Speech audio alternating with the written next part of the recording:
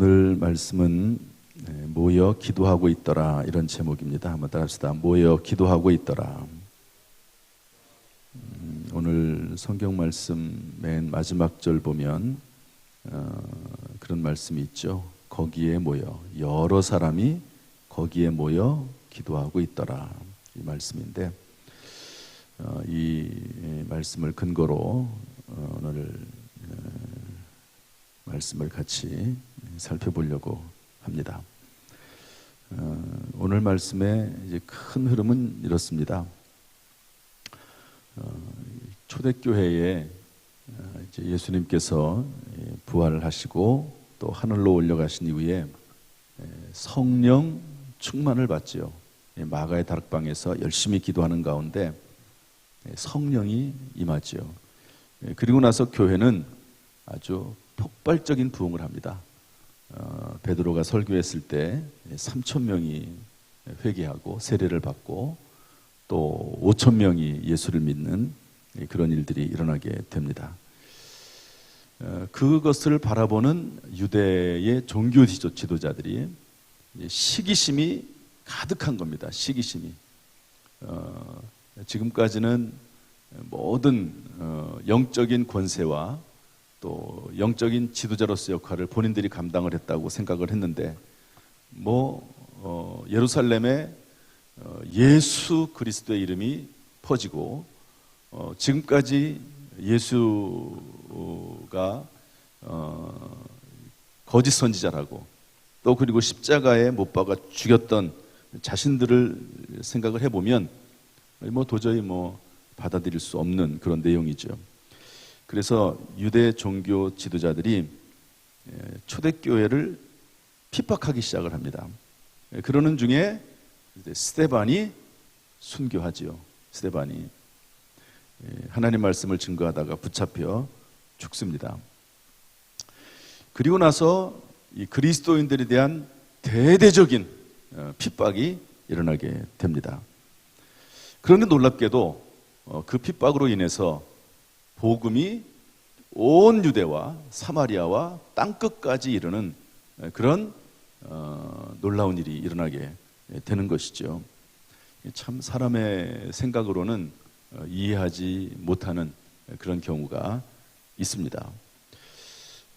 교회가 핍박을 당하면서 참 교회가 어려워질 것 같았는데 그 일을 통해서 오히려 복음이 전 세계에 퍼지는, 마치 여러분 불꽃이 이렇게 튀어가지고 불꽃이 튀어서 그곳에서도 불꽃을 일으키는, 불을 일으키는 그런 현상처럼 예루살렘에서만 교회가 부흥하고 막 활활 타오르고 있었는데 거기를 핍박을 하고 못 모이게 하고 고문을 가하고, 그러니까요 이 불꽃들이 다 튀어가지고 다 튀어서 전 세계로 복음이 퍼져가는 것을 볼 수가 있습니다.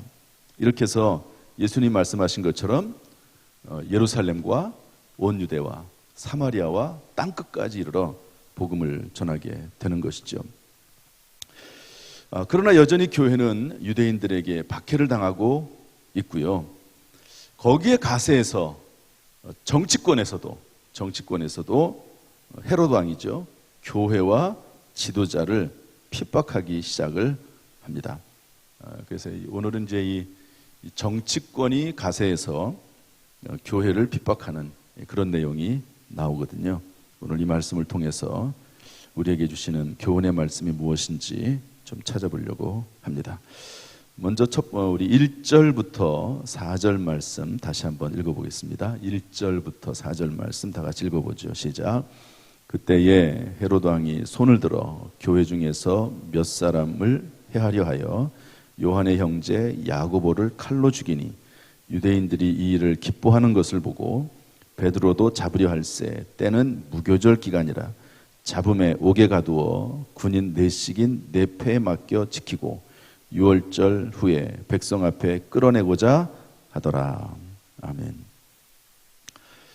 여기 헤롯 왕은, 여러분 성경을 보다 보면 헤롯 왕이라고 하는 이름이 많이 나오거든요.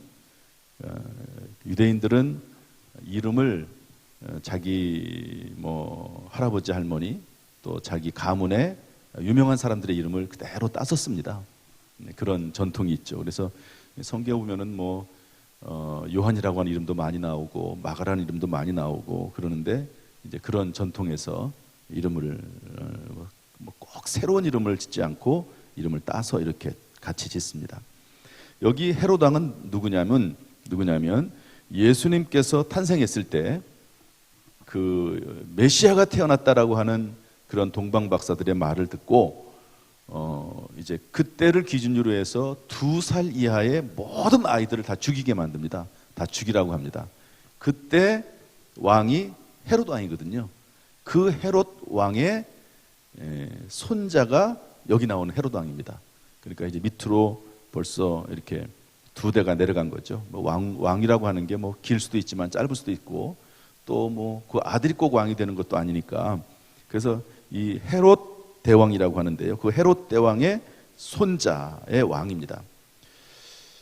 교회 중에서 몇 사람을 해하려고 핍박의 과정이죠. 이 정치가로서 쉽게 말해서 그 당시의 종교 지도자들, 유대 지도자들에게 잘 보이려고 하는 그런 마음을 가지고 요한의 형제 사도입니다. 야고보를 데려다가 죽였습니다. 그러니까 좋아하네요. 유대인들이 당시 종교 지도자들이. 그래가지고 사도들의 대표라고 할 수 있는 베드로도 잡으려고 하는 것입니다. 그래서 붙잡아가지고 이제 군인 4명의 4패, 그러니까 4사람씩 6시간씩 이렇게 아주 철저히 지키는 겁니다. 이것은 그 당시에 이렇게 군인들이 죄수를 관리하는 최고 그런 아주 엄중한 관리법이라고 볼 수가 있습니다. 그리고 나서 무교절 기간이 지나고 나서 죽이려고. 왜냐하면 무교절 기간에는 사람들이 많이 오거든요. 그때 그것이 끝날 때쯤이면은 여러분 마지막 명절에는 사람들이 가장 많이 모이는 때거든요. 그러니까 사람들이 가장 많이 모일 때 그때 베드로를 처형시킨다 하는 겁니다. 이것은 뭐냐면 여론을 이렇게 자기의 것으로 끌어올리려고, 그러니까 이 유대 종교 지도자들의 마음을 환심을 사고 그 여론을 끌어올리려고 하는 겁니다. 이 헤롯 왕은 그야말로 정치가로서 진리나 비진리에는 무관심합니다. 사람들 여론에만 관심이 있지 하나님이 기뻐하시는 것에 대해서는 전혀 관심이 없습니다. 세상 사람들의 모습이긴 하죠. 뭐라고 하겠습니까마는. 그러나 우리 그리스도인들도 마찬가지입니다. 세상의 이목, 또 세상의 눈총, 또 세상의 생각, 세상의 어떤 여론, 이런 것들에만 너무 관심을 가지는 그것도 우리가 좀 생각을 해봐야 될 것입니다. 하나님이 기뻐하시는 것, 그것이 과연 무엇인지 우리가 생각을 하면서 신앙생활을 해야 되는 것이죠. 그래서 베드로를 붙잡아가지고 감옥에 갇혔는데, 이러한 헤롯 왕의 세상의 모습에 대해서 교회가 어떤 일을 했는지 한번 살펴보겠습니다. 우리 5절 말씀 다 같이 읽어보죠. 5절 다 같이 읽겠습니다. 시작. 이에 베드로는 옥에 갇혔고 교회는 그를 위하여 간절히 하나님께 기도하더라. 위기를 만났을 때 교회는 하나님께 기도했습니다. 따라합시다. 위기를 만났을 때 교회는 하나님께 기도했다. 여러분, 위기를 만났을 때 제일 먼저 찾아야 할 분은 하나님이십니다. 하나님께 찾아와서 하나님께 매달려야 되는 것이죠. 마치 암탉이 어미 닭이죠. 이제 그 닭으로 이제 병아리가 이제 숨듯이 공중에 매가 나타나면 그 병아리가 암탉의 품으로 들어가서 숨듯이, 여러분, 우리가 위기를 만났을 때 제일 먼저 찾아야 될 분은 우리 아버지 하나님이신 줄로 믿습니다.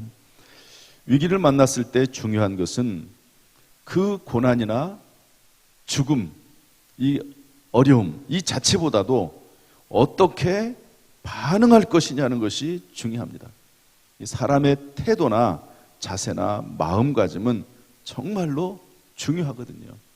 내가 어떻게 대응하느냐에 따라서 그의 삶이 오히려 더 잘 될 수도 있고, 그리고 반대로 완전히 그 고통과 고난 가운데서 망하는 그런 경우도 종종 있기 때문에 그렇습니다.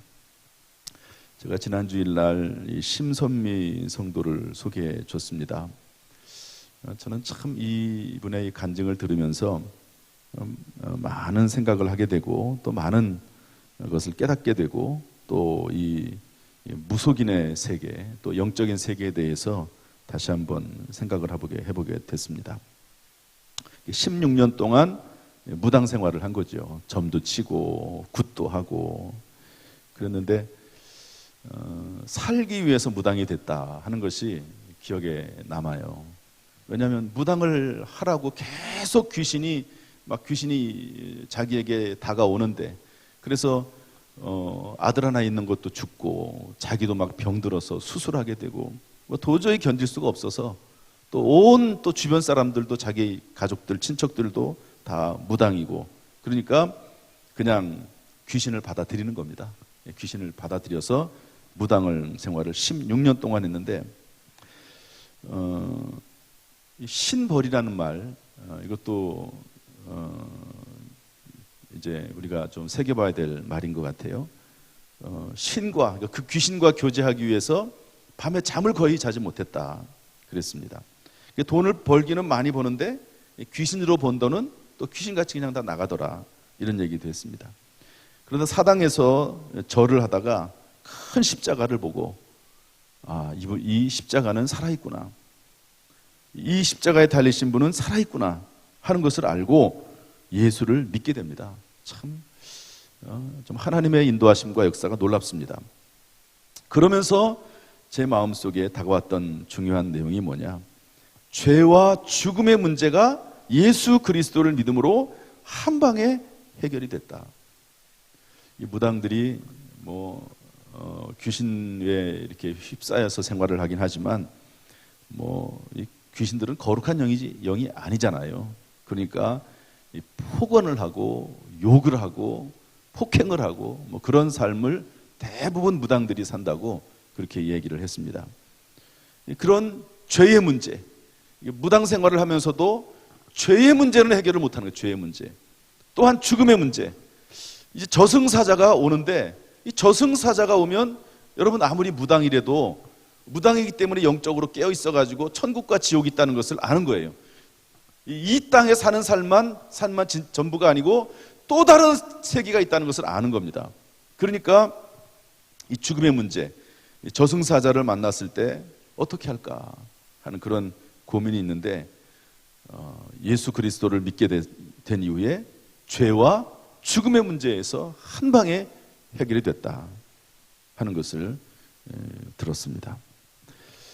여러분, 이분에게 여러 가지 일들이 생겼을 때 그것을 어떻게 대응하고 받아들이느냐, 이분은 아주 무당 생활을 아주 단호하게 청산을 했습니다. 단호하게. 그래가지고 자기 제자들이 많이 있는데 제자들에게 다 치워버리고, 손님 받기로 했던 거 다 중단시켜버리고 해약하고, 11월 달이 되면은 무당들에게는 아주 최고의 시즌이라고 그래요. 절기라고 그래요. 왜냐하면 그때는 뭐가 있냐면 이제 수능이 있으니까 그때 엄청나게 사람들이 찾아온답니다. 기독교인들의 고객의 20%가 기독교인이라고 하는 얘기도 했습니다. 그런데요, 예수를 딱 만나는 순간 그런 모든 것들을 다 끊어버리고, 다 중단해버리고, 그리고 교회 나가는 이런 결단을 내리게 됩니다. 참 사람이 어떻게 대응하느냐, 어떻게 반응하느냐가 참 중요하다고 볼 수가 있습니다. 여러분, 물론 신자나 교회도 하나님이 주시는 지혜와 능력으로 실천하고 행동해야 되는 것이죠. 그러나 이렇게 행동을 해야 되지만 행동할 수 없는 그런 때도 있습니다. 그때는 전심전력으로 하나님 앞에 기도하고, 또 그 중에서도 해야 될 일을 찾아서 해야 된다 하는 것을 알 수가 있습니다. 여러분, 코로나19를 맞이해서 참 세상이 다 어렵습니다. 여행도 못 다니고, 또 그리고 교회도 다니기 어렵고, 또 일상이 무너졌습니다. 더구나 이렇게 4차 대유행이 와서 다 얼마나 힘들고 어렵습니까? 새생명 축제를 열어놓고 제가 참 고민을 많이 했어요. 이게 새생명 축제를 중단해야 되는 것 아니냐. 뭐 여러분들은 목사님이 담임 목사가 이렇게 4차 대유행이 되면 이런 행사도 중단해야 되는 것 아니냐 이렇게 생각할 수 있는 분도 충분히 있을 거라고 생각이 됩니다.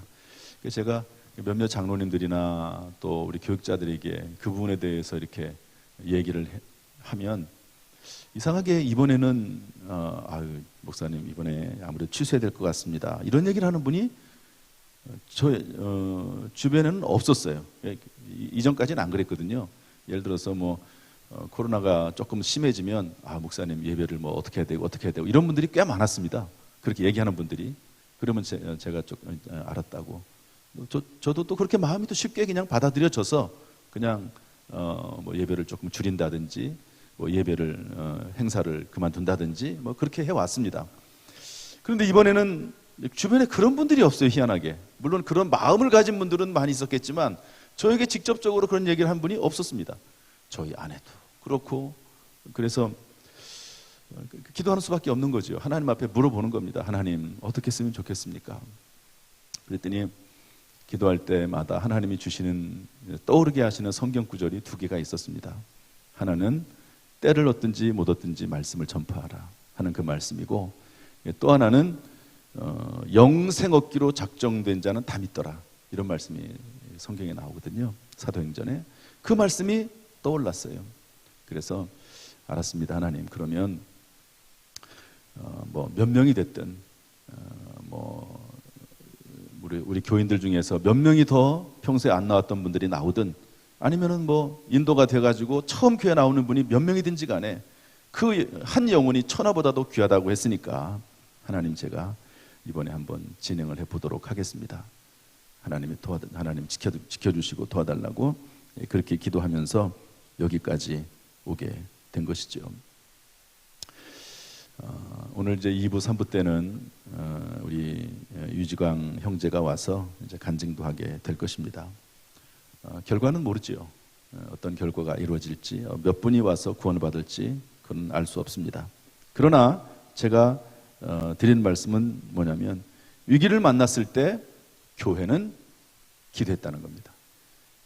위기를 만났을 때 하나님 앞에 기도하면서 또 하나님의 인도하심을 받아서 어떻게 행하느냐, 무언가 하나님 앞에서 그럼에도 불구하고 무엇을 할 것인지를 생각하는 것이 중요합니다. 다 중단할 수는 없잖아요. 다. 아무리 코로나가 만연한다고 해도 밥은 먹고 살지 않습니까?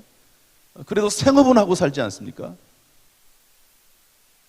그러나 어떤 면에서 볼 때 생업을 하는 것보다도, 또 그리고 식사를 하는 것보다도 더 중요한 것이 사실은 하나님 앞에 예배드림이라고도 볼 수가 있습니다. 그래서 하나님 앞에 마땅히 해야 될 일들을 방역을 철저히 하면서 해야 된다 하는 것도 생각을 해보게 됩니다. 이렇게 이제 교회는 위기를 만났을 때 기도했습니다. 여러분, 위기 가운데서 무엇보다도 여러분 지혜를 총동원하고 또 그리고 모든 역량을 총동원하지만 무엇보다도 생사화복을 주관하시는 하나님 앞에 기도하면서 기도와 함께 일처리를 해나가는 저 여러분 될 수 있기를 주님의 이름으로 축복합니다. 그 다음에 이렇게 기도를 하는데요, 우리 6절 말씀 다 같이 읽어보겠습니다. 6절, 7절 말씀 읽어보죠. 다 같이 시작. 헤롯이 잡아내려고 하는 그 전날 밤에 베드로가 두 군인 틈에서 두 쇠사슬에 매여 누워 자는데 파수꾼들이 문 밖에서 옥을 지키더니 호련히 주의 사자가 나타나며 옥중에 광채가 빛나며 또 베드로의 옆구리를 쳐 깨워 이르되 급히 일어나라 하니 쇠사슬이 그 손에서 벗어지더라. 베드로는 참 아주 마음도 편해요. 그냥 누워 잡니다. 그 다음날 이제 끌려가서 죽는 거거든요. 이걸 모르겠습니까? 그런데 그냥 누워서 자요. 베드로가 많이 그래도 이제 그 성격이, 이분이 원래 그렇잖아요. 성격이 아주 다혈질 아닙니까? 그런데 이제 성령 충만하고 그러면서 성격도 많이 이렇게 변화가 된 것 같습니다. 그런데 여기 호련히 두 군인 틈에서 두 쇠사슬에 매요. 쇠사슬에 묶였죠. 군인들이 그 옆에서 지키죠. 그리고 여기 나중에 보면 알지만 문을 두 개나 거쳐서 또 쇠문을 거쳐서 나가게 되어 있죠. 뭐 네 명이 네 패를 만들어서 계속 이렇게 지키고 있죠. 도저히 나갈 수 없는 그런 불가능한 상황입니다. 그런데 천사가 나타나서 베드로를 깨웁니다. 쳐서 깨워서. 그래서 쇠사슬이 벗겨져요. 옷을 입으라니까 옷을 입습니다. 그리고 나서 따라오라고 그러니까 따라갑니다. 그때까지만 해도 꿈이라고 생각을 합니다. 잠자고 있었으니까 꿈이겠지 뭐. 그러고 있는데 첫째 파수 지나고 둘째 파수를 지나고 시내로 가는 쇠문을 통과해서 나가니까 천사가 떠났습니다. 그때야 비로소 하나님께서 나를 헤롯의 손에서, 유대 모든 백성의 지도자들의 손에서 벗어나게 하신 줄을 깨달았다, 이렇게 말씀을 하고 있습니다. 도저히 불가능한 상황 가운데서 하나님께서 이렇게 일하시는 것을 볼 수 있습니다. 저는 특별히 여기 말씀 중에 그 전날 밤에 이 말씀이 참 제 마음에 들어옵니다. 여러분, 하나님께서요 기도 응답을 하시는데 거의 마지막 순간에 응답하시는 경우가 참 많습니다. 이왕 구출하시려면 조금 일찍 구출해 주시지, 왜 그 전날 밤에, 내일이면 이제 해가 뜨면 붙잡혀 가서 죽게 되는데 왜 하필 전날 밤에 이렇게 하실까? 믿음을 보시는 거죠. 또 교회가 기도하도록 또 기도를 쌓는 겁니다. 그리고 기도는 하나님의 정하신 때에 이루어집니다. 하나님의 때가 있습니다. 한번 더 합시다. 기도 응답은 하나님의 정하신 때에 이루어진다. 여러분, 여리고성을 이제 정복할 때 그 성을 7바퀴 돌고 모두 다 마음을 합해서 함성으로 외쳤을 때 여리고성이 무너졌습니다. 나만 장군이 온몸에 나병이 걸려서 이제 그 치료를 위해서 왔을 때 요단강물에 7번 몸을 담그라고 하죠. 6번째 들어가서 나올 때까지도 몸에는 아무런 변화가 없습니다. 그런데 7번째 들어갔다가 나올 때 그 몸이 깨끗이 치료됐다, 그런 성경 말씀이 있습니다. 엘리야가 7번째 3년 6개월 동안 비가 오지 않는데 하나님께서 말씀하셔서 비의 소리를 듣고 기도하지요. 6번째 기도할 때까지도 아무런 그런 현상이 없습니다. 7번째 기도할 때 멀리서부터 구름 조각이 보이는 것을 보고 하나님께서 응답하셨다는 것을 깨닫게 되는 것이죠. 기도는 물론 그렇지 않은 기도도 있습니다. 늘 깨어서 기도하면서 하나님의 음성을 들어가면서 하나님의 인도하심을 받는 그런 기도가 있습니다. 그러나 이런 기도는 전날 밤에 하나님께서 역사하시는 그런 기도가 있습니다. 호련히 주의 사자가 나타났다고 되어 있습니다. 주의 사자는 천사를 말합니다. 기도 응답은 하나님의 때에 이루어질 뿐만 아니라 하나님의 방법으로 성취됩니다. 하나님의 때, 하나님의 시간, 그리고 하나님의 방법. 여러분, 사람의 생각과 하나님의 생각은 다르거든요. 그래서 하나님의 때에 하나님의 방법으로 성취됩니다. 그리고 또 이런 말씀이 있습니다. 꿈인 줄 알았는데 이제 문 밖에 나서서 천사가 사라지는 것을 보고 내가 이제야 깨닫고, 이런 말이 나옵니다. 여러분, 깨닫는다고 하는 그것은 모를 때가 있어요. 현재는 모릅니다. 지나고 나면 그 일이 왜 일어났는지 알게 되는 것이죠. 깨달아질 때가 있습니다. 따라서 신앙은 해석입니다. 내가 현재 처하고 있는 이 상황을 내가 어떻게 해석하느냐, 어떻게 바라보느냐, 하나님의 관점에서 해석하고 바라보는 것이 신앙이라고 볼 수가 있습니다.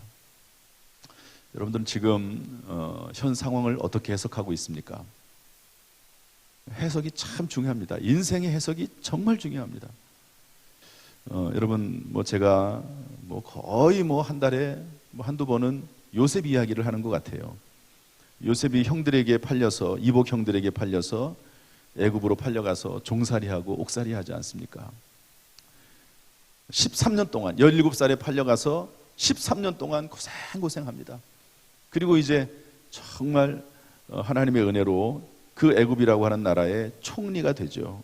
그래서 이 7년 동안 풍년이 들었을 때 그것을 잘 비축해 놨다가 7년 후에 흉년 동안 들었을 때 나라를 구출하고 온 세계 사람들에게 그 곡물을 나눠주는, 물론 돈을 받고 주지만 그런 일을 하지 않습니까? 나중에 형제들이 찾아옵니다. 형제들도 곡물이 다 떨어져 돈을 가지고 이제 곡물을 사러 오는데 다 두려워하죠. 나중에 그것을 알고 자기들이 죽이려고 했던 그 동생이 애굽의 총리가 된 것을 알고 두려워 떠는데 그때 요셉이 뭐라고 하죠? 형님들 두려워하지 마십시오. 하나님이 생명을 구원하시려고, 하나님이 당신과 당신의 자녀들을, 형님들의 자녀들을 구원하시려고, 또 이 세상의 모든 생명들을 구원하시려고 나를 먼저 여기에 보낸 것 뿐입니다. 그러면서 자기의 고난에 대해서 해석을 그렇게 내립니다. 인간적인 생각으로는 당장 형들을 쳐 죽여도 분이 풀리지 않을 것입니다. 자기를 팔았고 그리고 지금까지 고생했던 걸 생각하면 그런 거죠. 그러나 하나님의 관점으로 생각을 하고 바라보면은요, 그 모든 고난과 어려움이 해석이 되는 겁니다. 해석이 되는 거예요. 여러분, 우리의 인생은 하나님의 말씀으로, 하나님의 관점으로 바라볼 때 해석이 되는 겁니다. 우리의 과거도 하나님의 말씀으로 바라볼 때 해석이 되는 것이고, 우리의 현재도 하나님의 말씀으로 바라볼 때 온전한 해석이 되는 것이고, 그 가운데 우리의 미래까지도 온전하게 열려지게 되는 것입니다. 그러므로 여러분, 정말로 주 안에서, 말씀 안에서 깨달음을 가지고 살아가는 그런 저와 여러분이 돼야 될 줄로 믿습니다. 우리 마지막 12절 말씀 읽고 오늘 말씀을 마치겠습니다. 12절 말씀 다 같이 한번 읽어보죠. 11절 12절 말씀 읽어보겠습니다. 시작. 이에 베드로가 정신이 들어 이르되 내가 이제야 참으로 주께서 그의 천사를 보내어 나를 헤롯의 손과 유대 백성의 모든 기대에서 벗어나게 하신 줄 알겠노라 하여 깨닫고 마가라 하는 요한의 어머니 마리아의 집에 가니 여러 사람이 거기에 모여 기도하고 있더라. 따라서 합시다. 여러 사람이 거기에 모여 기도하고 있더라. 여러분, 이것이 살아있는 교회의 모습입니다. 제가 코로나19를 지내면서 결국 끝까지 붙잡으면서 왔던 것 중에 하나는 기도입니다. 제가 새벽 기도를 이제 우리가 그런 적이 있었죠. 이제 예배를 완전히 비대면으로 듣도록 한 적이 있습니다. 완전히 비대면으로. 그런 때 딱 한 주간, 아마 한 주간이라고 생각이 됩니다. 그때 예배가 중단됐습니다. 새벽 기도회가. 그러나 비대면으로 해도 적은 숫자가 모이더라도 그래도 예배, 새벽 예배만큼은 중단하지 않았습니다. 물론 주일 예배도 마찬가지긴 하고요. 살아있는 교회의 모습이 뭐냐? 살아있는 신자의 모습이 뭐냐? 그것은 다 믿는 사람이나 믿지 않는 사람이나 위기는 있습니다. 햇빛과 비를 여러분 다 받는 것이죠. 이 땅에 사는 동안은 여러분 코로나19가 만연하면 믿는 사람이나 믿지 않는 사람이나 다 어려움을 당하게 되어 있습니다. 이 나라에 큰 흉년이 들면 그러나 다 그 흉년 가운데 어려움을 당하는 것이지 예수 믿는 사람이라고 해서 거기에서 벗어나는 것은 아닙니다. 물론 특별한 경우에 하나님의 특별한 은총으로 벗어나는 경우도 특별한 경우가 있긴 하지만, 그러나 일반적으로 믿는 사람이나 믿지 않는 사람이나 다 같은 햇빛을 받고 같은 비에 이렇게 처해지게 되는 것이죠. 그런데 그럼에도 불구하고 살아있는 교회, 살아있는 신자는 그 가운데서도 하나님 앞에 기도하고 예배하기를 중단하지 않습니다. 저는 우리 교회가 이런 성도, 이런 교회가 되어야 된다 생각을 합니다. 힘들수록 어려울수록 더 열심히 하나님 앞에 또 더 간절히 성전에서나 각자 집에서 하나님 앞에 예배드리고 기도하는 것을 힘쓰는 저와 여러분 될 수 있기를 주님의 이름으로 축복합니다. 이런 성도, 이런 교회가 돼서 위기 가운데 건진받기 원하고 또 그 결과 모든 일이 합력해서 선이 되고 오히려 더 잘 되는 역사가 있기를 주님의 이름으로 축복합니다. 오늘도 이 아침에 나와서 예배드리는 모든 성도들에게 그 가정과 직장과 사업과 모든 삶 가운데 주의 은혜가 충만히 임하기를 주님의 이름으로 축원합니다. 기도하겠습니다.